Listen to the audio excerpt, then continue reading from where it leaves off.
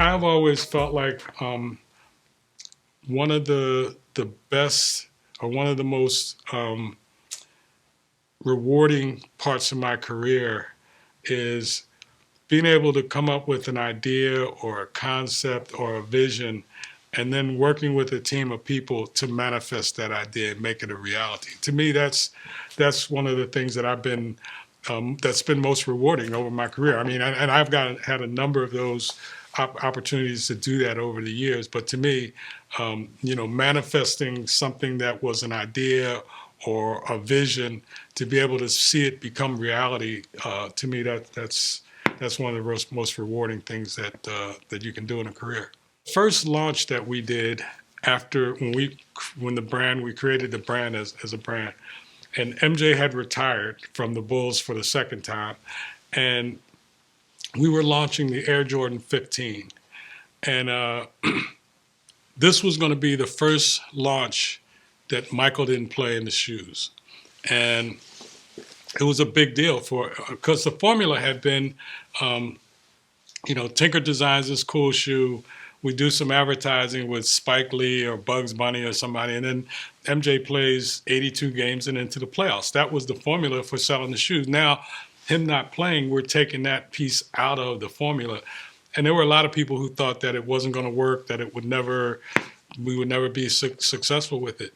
But we put together, I thought, an incredible marketing campaign. We worked with Wieden Kennedy in New York, and they came up with this concept of Overjoyed. We took Stevie Wonder's song Overjoyed, and we incorporated all of our athletes at the time into the ad. So it was Roy Jones Jr., it was Randy Moss, it was Ray Allen, it was Michael Finley. I mean, we had all of these athletes doing what they do in their sport. And then at the end, MJ just kind of like in street clothes, just kind of like overseeing the whole thing. And but we did a event at Nike Town, LA, to launch the ad, not even to launch the shoe, to launch the ad, which was amazing. Stevie Wonder came out, Mary J. Blige came, MJ was there, Phil Knight came out, Snoop, Ice Cube, everybody, and this was to launch the ad, not even to launch the shoe. And we did everything we were supposed to do at retail, and the shoe launched, and it was successful. And I'll never forget the guy who was my boss at the time. I went over to see him after the launch, and he said, "Wow, I heard that the launch went really well." He said, "I was really surprised that it went well." I said, "I wasn't surprised." I said, "I knew we had done everything that we were supposed to do. We had a great shoe. We had some great marketing around it. We did some great communication around it." I was like, I wasn't surprised at all, because I would have been surprised if it wasn't successful. And to me, that was a turning point for us as a brand. That really kind of said, hey, there is something here after Michael Jordan's playing days. The word sacrifice means being willing to give up something or to do something or not do something that benefits someone else. That necessarily doesn't, because to me, if it benefits you, it's not a sacrifice. It kind of is, but to me, I think more of a sacrifice of when you are willing to give up something or do something or not do something that's going to benefit someone else. I think, to me, that's what I think about when I think about sacrifice. So I didn't have to tell this story or put this book out.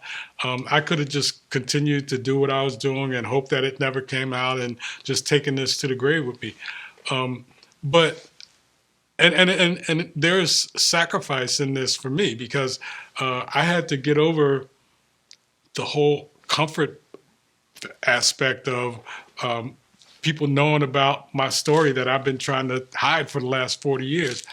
So that was a sacrifice for me. But to me, I felt like I said earlier, if I didn't do this, then I wouldn't be showing my gratitude for how blessed I've been and for all the things that I've had access to. And, I've got an incredible family that, we're close. We love each other. I mean, it's just all these things that are a blessing to me. Sharing this story is part of my ability to give something back. And again, to me, uh, there was some sacrifice in it, but there was a lot more reward in it to me than the sacrifice. The reality is, my book Jump would not have happened if my oldest daughter hadn't really pushed me and really convinced me that this was a story that could motivate and inspire some people. And and not only did she like inspire me and motivate me, but she did most of the work. It's my story, but she did most of the work in terms of putting it together, telling the story, how it's been told, and so it wasn't just the fact that she motivated me to do it, but we worked on it together. And I say together, but like I said, she did all the work. I was there to help and support, and like to tell the stories. But as far as the work and putting it together and creating a book and doing all the things that we needed to do to get to where we are, it was all her. Well, we had a lot of emotional moments throughout the course of telling this story, of us sharing the story. And for me, it was difficult to talk about a lot of these things, but the fact that I was talking to her about it made it a little bit easier. Made it easier because, she gotta love me either way. You know what I mean? So I feel like because it was her, it made it easier for me to open up and feel more comfortable. But it was definitely challenging. We had a number of times where we would have to stop and be like, okay, we need a break. We need a time out here just to kind of process the things that we talked about. Because she, I mean, she grew up knowing that I was in jail. I mean, she used to come up to visit me, but she didn't know a lot of the background and a lot of the stories and a lot of the things that I had gone through and the things that I had done. So it was